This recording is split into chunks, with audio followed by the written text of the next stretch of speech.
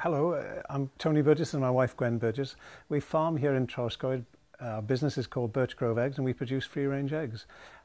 We've been here for 28 years now producing eggs, and I think over the years we've built up quite a successful business. But about 18 months ago, 2 years ago, we realised that there's perhaps more we could do, and so we contacted Cywain just to come and have a chat with us and see what they can do for us. And what Cywain have done really is they've taken Gwen and myself away from the business and to look at it from at a distance, because Gwen and I were down here 7 days a week and we felt perhaps we were too close to it. But Cywain have come up with some marvellous concepts to move our business forward. We've got two major launches this coming off this summer now. One is of our low carbon egg, because we've got a very low carbon footprint, which is a marketing point we hadn't taken advantage of previously. And also we're producing our own mayonnaise, which adds huge market value to our product and adds value along the whole chain.